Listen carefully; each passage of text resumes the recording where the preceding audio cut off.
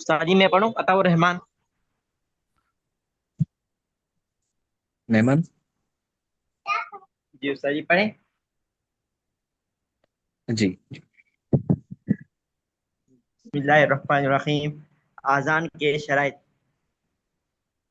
अगर किसी अदा नमाज के लिए आज़ान ये कही जाए तो उस जो लफ्ज है ना, ये जो लफ्ज है ये अजान है, अजान।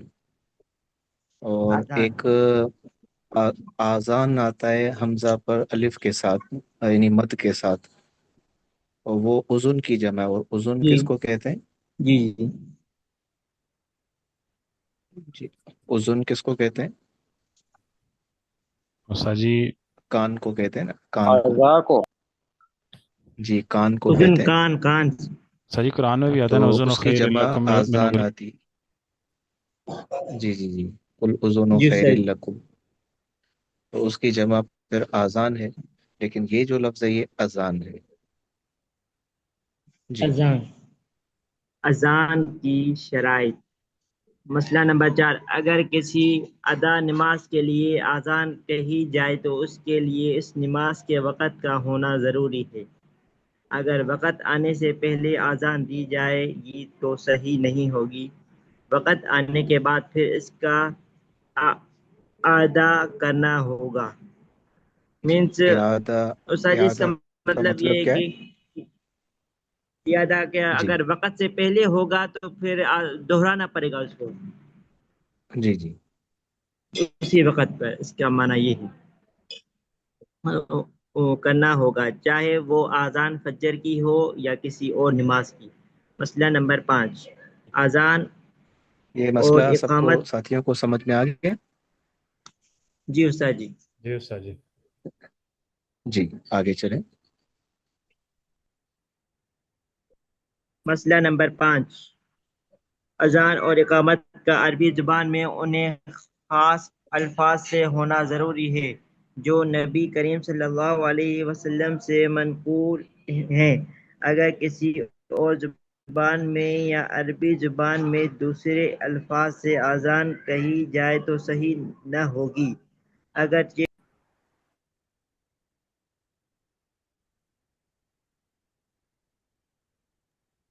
सही नहीं न होगी अगरचे लोग उसको सुनकर अजान समझ लें और अजान का मकसूद इससे हासिल हो जाए। अजान से मकसूद क्या है? बुलाना, जी, ऐलान करना नमाज अगर वक्त का। जी, अजान की माना ही ऐलान करना है।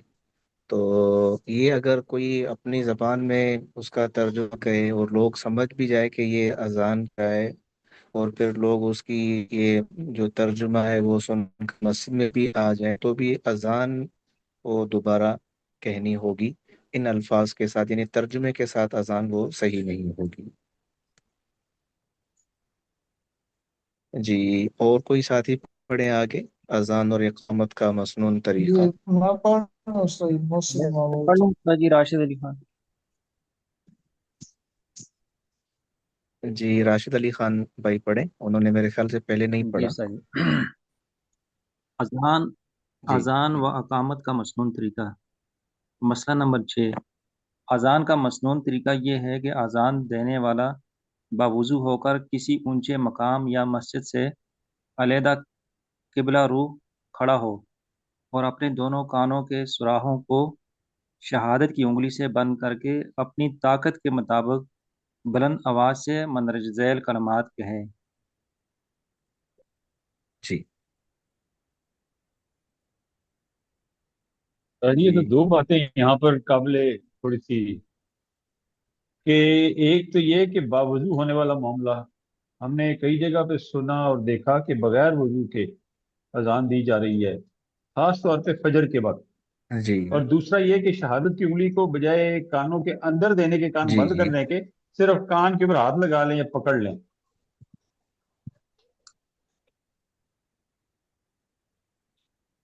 बस ये दो बातें। जी, वो अजान तो हो जाएगी, लेकिन वो पहली लाइन में अगर हम, जी पहली लाइन में अगर हम देखें ना, उसमें लिखा है अजान का मसनून तरीका ये। اچھا اور آگے پھر اگلے صفحے پر بھی اس کی ایک وہ حکمت لکھی ہے کہ کانوں کے سوراخوں میں وہ انگلی جو ڈالنے سے مقصود کیا ہے، تو اس کی وہ حکمت بھی آگے اگلے سنو، صفحے پر آ رہی ہے۔ تو مطلب یہ ہے کہ یہ مسنون طریقہ ہے۔ ٹھیک ہے۔ جی جی سر، جی آگے چلیں پڑھ لوں۔ راشد بھائی۔ یہ استاد جی جی ایک سوال ہے جی کہ استاد جی آپ صلی اللہ علیہ وسلم نے اذان تو نہیں دی لیکن پھر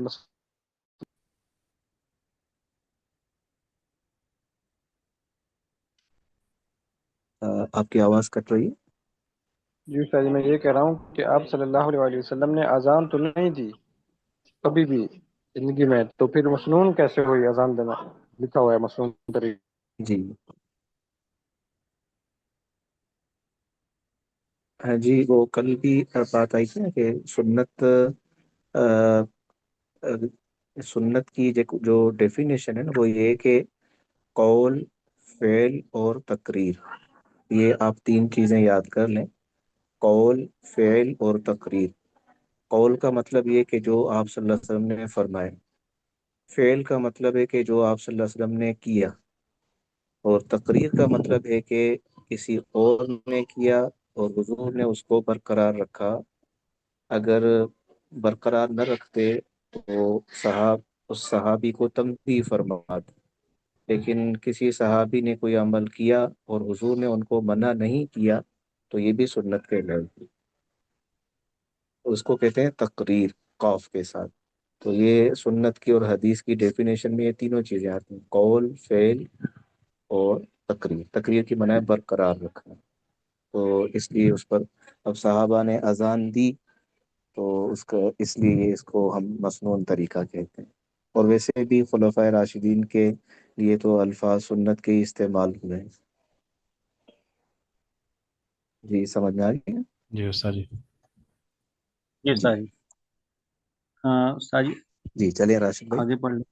یہ جی جی۔ تقریر دو نقطوں والا کاف ہے نا جی؟ جی جی جی ٹھیک ہے۔ جی، اذان کے الفاظ: اللہ اکبر 4 مرتبہ، 4 بار، پھر اشہد اللہ الہ الا اللہ 2 مرتبہ، اشہد ان محمد رسول اللہ 2 مرتبہ، حی علی الصلاۃ 2 مرتبہ، پھر حی علی الفلاح 2 مرتبہ، پھر اللہ اکبر 2 مرتبہ، لا الہ الا اللہ 1 مرتبہ۔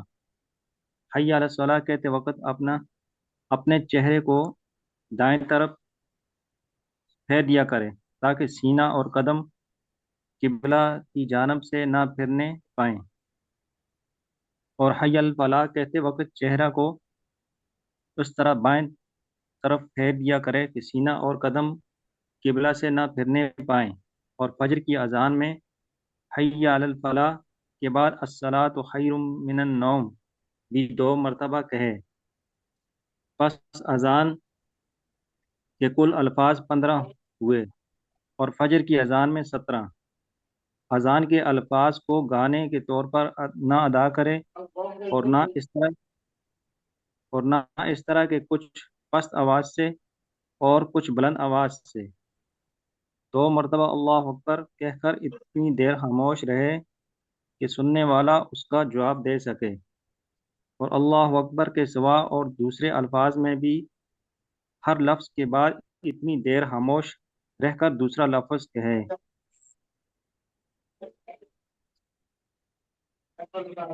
جی، آگے پڑھ لوں پھر؟ جی اور کوئی ساتھی پڑھے؟ یہ جو اس میں درمیان میں ایک آئی تھی بات کہ اذان کے الفاظ کو گانے کے طور پر بھی نہ ادا کرے اور نہ اس طرح کے کچھ پست آواز سے اور کچھ بلند آواز سے۔ یہ اصل میں آپ صلی اللہ علیہ وسلم سفر میں تھے، تو جب اذان کا وقت آیا تو وہاں ایک بستی تھی، تو وہاں ایک بچہ تھا، اس کا نام تھا ابو محذورہ۔ تو بچے ہوتے ہیں نا، تو جو عمل بڑے کرتے ہیں تو ان کو دیکھ کر کرنے لگتے ہیں۔ تو کسی صحابی نے اذان دی تو انہوں نے بھی وہ اذان دینی شروع کی، مطلب کہ پست آواز میں۔ تو پھر صحابہ نے یا غالباً حضور نے ان کو فرمایا کہ بڑے بڑے آواز سے کہو۔ تو انہوں نے یعنی اللہ اکبر کے الفاظ کو پست آواز سے بھی کہا، پھر دوبارہ اس کو بڑی آواز سے بھی کہا۔ تو اس کی وجہ سے غالباً مالکیہ کے نزدیک اذان کے وہ اسی حدیث سے دلیل پکڑتے ہیں نا کہ اذان کے کلمات کو پست آواز سے کہے اور پھر دوبارہ اس کو بلند آواز سے بھی کہے، وہ ابو محذورہ کی حدیث سے دلیل پکڑتے ہیں۔ اس لیے انہوں نے اس کی وضاحت کر دی کہ ہمارے کیونکہ وہ صرف ایک بچے کا فعل ہے، اور یہ ہمارے پاس جو ہے دلیل ہے وہ حضرت بلال کی اذان ہے، تو اس لیے ہم پھر انہی کی اذان کو بنیاد بنا کر اسی سے ہی دلیل پکڑتے ہیں، اور وہ اس میں 15 کلمات ہیں۔ باقی جو اس میں وہ اس میں صرف شہادتین کے الفاظ میں تکرار تھا، شہادتین کے الفاظ میں اشہد ان لا الہ الا اللہ اور اشہد ان محمد رسول اللہ، اس میں صرف وہ انہوں نے چھوٹی آواز میں کہے تھے، تو حضور نے فرمایا بڑی آواز سے کہو، تو یہ 4 کلمات بڑھ جاتے ہیں، تو یہ ٹوٹل پھر 19 کلمات ہو جاتے ہیں، لیکن ہمارے یہاں مسنون 15 ہیں۔ جی اور کوئی ساتھی آگے پڑھے؟ جی کون پڑھیں گے؟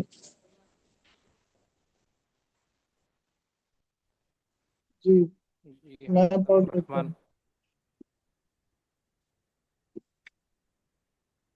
ہوں۔ بھائی اب بھائی عبد الجلیل نے پہلے پڑھا ہے؟ نہیں ابھی تک تو نہیں پڑھا۔ جی وہ پڑھ لیں، جلیل چونکہ یہ مثلا اللہ تعالیٰ کا نام ہے۔ عبد الجلیل، جی بس ہونا یہ عبد الجلیل چاہیے، لیکن بس بڑوں نے لکھ کے شناختی کارڈ میں محمد جلیل کر دیا، ورنہ میں کہتا عبد الجلیل ہی ہو۔ صحیح الحمد صحیح، للہ یا جلیل احمد ہو جائے۔ قریشی، ہاں جی، جلیل جی احمد ٹھیک ہے۔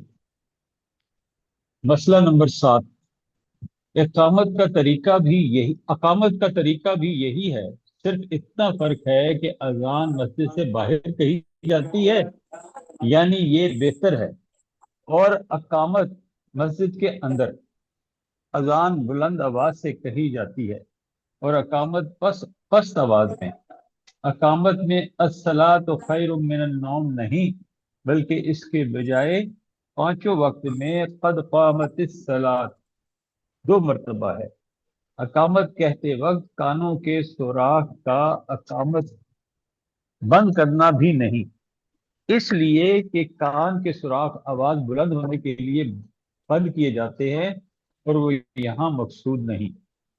اقامت میں یہ وہی حی پوائنٹ علی، ہے یہ وہی پوائنٹ ہے جس کی طرف وہ اشارہ کیا تھا نا کہ کانوں کے سوراخوں میں شہادت کی انگلی سے اس لیے بند کیا جاتا ہے کہ جو اذان دے گا اس کے کان بند ہوں گے تو اس کی آواز بلند ہوگی، یہ اس میں وہ حکمت ہے۔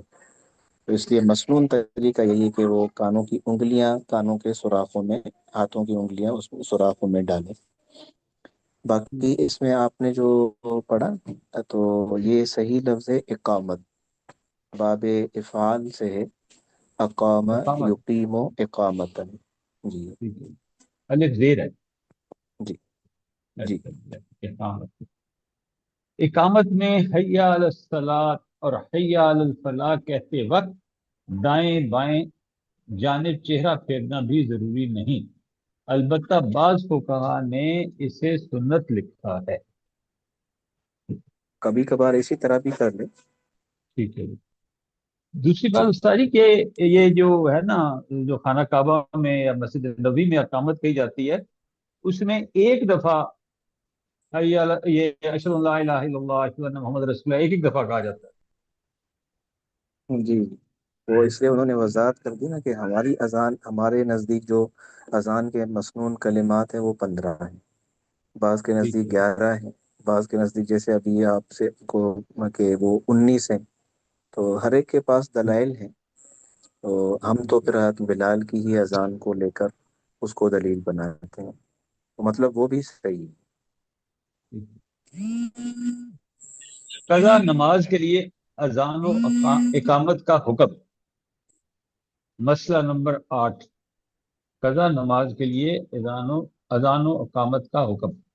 اگر نماز کسی ایسے سبب سے قضا ہوئی جس میں عام لوگ مبتلا ہوں تو اس کی اذان اعلان کے ساتھ دی جائے، اور اگر کسی خاص سبب سے قضا ہوئی ہو تو اذان پوشیدہ طور پر آہستہ کہی جائے تاکہ لوگوں کو اذان سن کر نماز قضا ہونے کا علم نہ ہو، اس لیے کہ نماز کا قضا ہو جانا غفلت اور سستی کی علامت ہے۔ دین کے کاموں میں غفلت اور سستی گناہ ہے۔ گناہ کا ظاہر کرنا اچھا نہیں، اور اگر کئی نمازیں قضا ہوئی ہوں اور سب ایک ہی وقت پڑھی جائیں تو صرف پہلی نماز کی اذان دینا سنت ہے، باقی نمازوں کے لیے صرف اقامت۔ البتہ مستحب یہ ہے کہ ہر ایک کے لیے اذان بھی علیحدہ دی جائے۔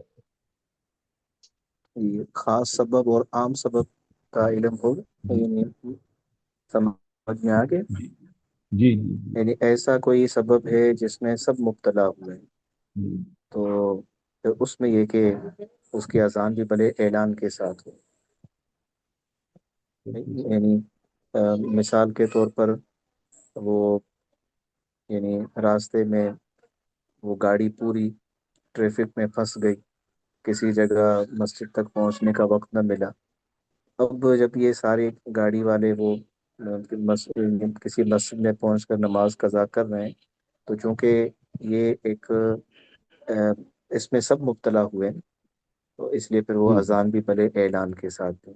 لیکن خاص سبب مطلب سو گیا، تو پھر جب صبح اٹھے گا تو قضا کے لیے جس طرح ہم نے پڑھا کہ اذان کہنی چاہیے، تو پھر اس میں یہ کہ وہ پوشیدہ طور پر اذان کریں۔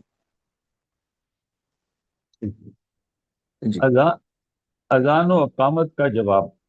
مسئلہ نمبر 9، جو شخص اذان سنے، مرد ہو یا عورت، پاکی کی حالت میں ہو یا جنابت کی حالت میں، اس پر اذان کا جواب دینا مستحب ہے، اور بعض نے واجب بھی کہا ہے، یعنی جو لفظ مؤذن کی زبان سے سنے وہی کہے، مگر حی علی الصلاۃ اور حی علی الفلاح کے جواب میں لا حول ولا قوت الا باللہ بھی کہے۔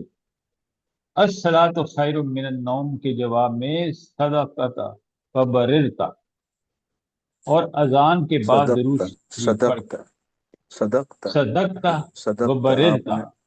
آپ نے یعنی جب مؤذن کہے نا کہ نماز نیند سے بہتر ہے، تو آپ کیا کہیں؟ صدقت، آپ نے سچ کہا۔ مؤذن جی کو کہا آپ نے سچ کہا، بررت آپ نے نیکی کا کام کیا۔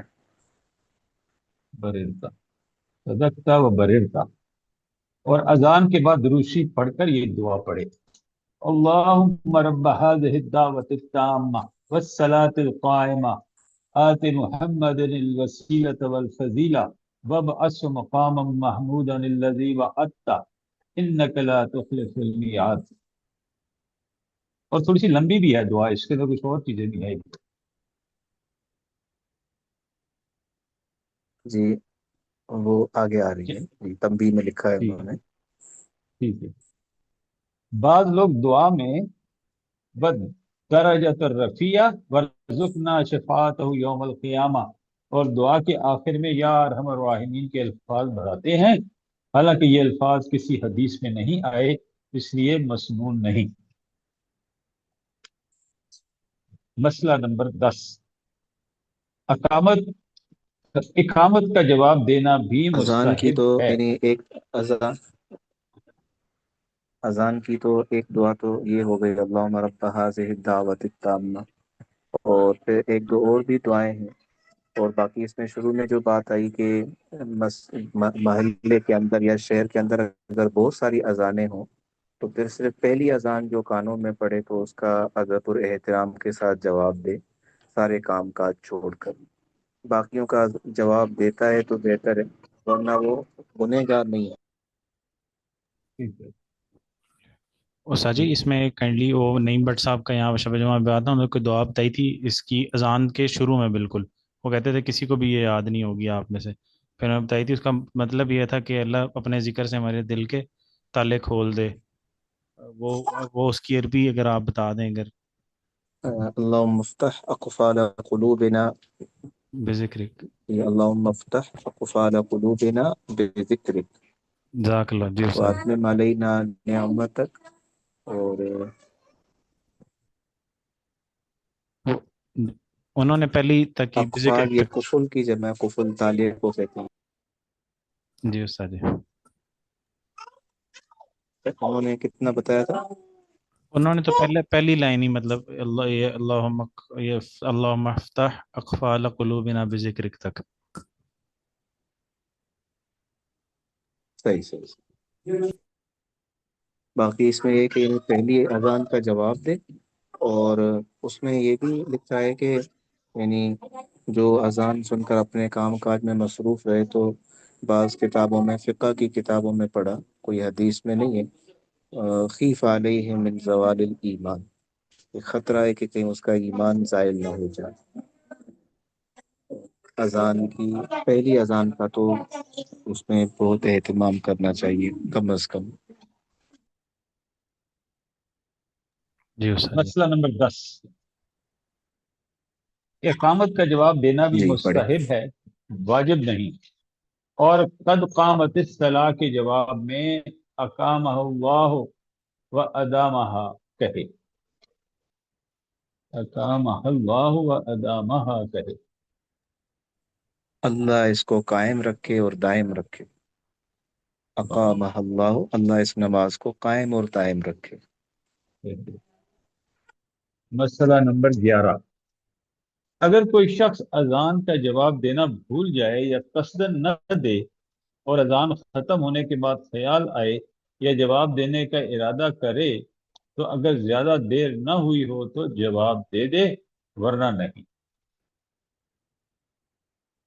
جن صحیح. صورتوں میں اذان کا جواب نہیں دینا چاہیے، 8 صورتوں میں اذان کا جواب نہیں دینا چاہیے: 1 نماز کی حالت میں، 2 خطبہ کی حالت میں، چاہے وہ خطبہ جمعے کا ہو یا کسی اور چیز کا، 3 4 حیض و نفاس کی حالت میں، 5 علم دین پڑھانے کی حالت میں، 6 جماع کی حالت میں، 7 قضائے حاجت کے وقت، 8 کھانا کھانے کی حالت میں. جواب دینا ضروری نہیں، البتہ ان چیزوں سے فرصت کے بعد اگر اذان ہوئے، زیادہ دیر نہ ہوئی ہو تو جواب دینا چاہیے، ورنہ نہیں. سر اگر مسجد کے اندر موجود ہوں پھر بھی جواب دینا، مفتی صاحب سے سنا تھا کہ جی مستحب ہے پھر بھی. اور یعنی اب کیونکہ اذان کا جواب تو اس لیے کہ وہ نماز کے لیے آئے، تو بلانا جی مؤذن کو گویا کہ ویسے وہ جواب دے ہی رہے ہیں. جی ہاں، لیکن وہ تو بات مسجد پوری ہو گئی ہے میں پہلے سے ہی. پہلے سے ہی موجود ہے. جی جی. جی ویسے ہم نے سنا کہ اذان کے وقت جو ہے یہ پڑھنا پڑھانا اور قرآن پاک کی تلاوت بھی تھوڑی اس پہ وقفہ کر دینا چاہیے. بالکل بالکل اسی طرح. استاد جی اگر بندہ میرے دعا خیال سے مانگ رہا ہو. استاد جی یہاں تک کافی. مسجد میں اگر موجود ہیں پھر تو تلاوت کو جاری رکھا جائے نا. جی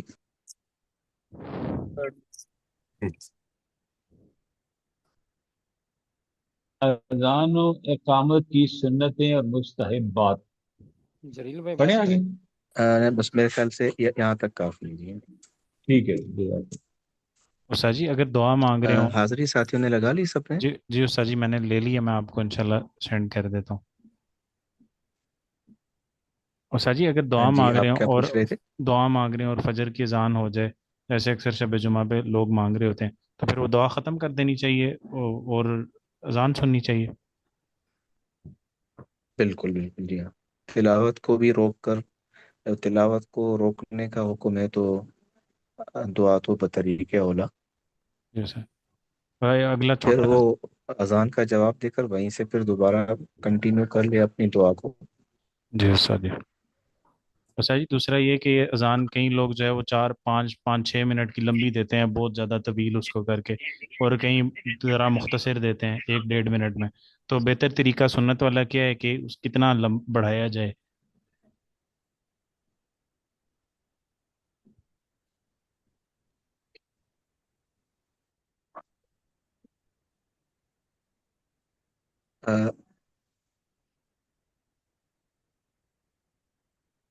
آ، آواز کٹ گئی آپ کی. جی استاد جی میں یہ کہہ رہا تھا کہ اگر جو ہے وہ کئی کئی لوگ جو اذان دیتے ہیں وہ دیتے ہیں کوئی 6 7 منٹ کی بہت لمبی کر کے، اور کئی جو ہے وہ 1.5 منٹ میں ختم کر دیتے ہیں اذان کو، تو کتنی لمبی دینی چاہیے، کتنا طول دینا چاہیے؟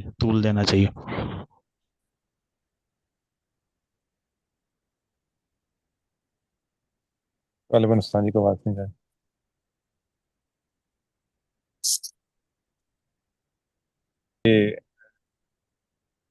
یہ اذان میں جو وہ ہا ہو کرتے ہیں، طرزیں بناتے ہیں، تو وہ بالکل ٹھیک نہیں ہے. سیدھی سیدھی اذان کہنی چاہیے.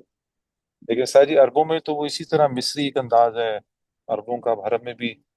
تو کچھ ایسی کچھ وہ موجود ہے کہ جس سے معلوم ہو سکے کہ حضرت بلال حبشی رضی اللہ عنہ کی اذان مبارک کیسی ہوا کرتی تھی.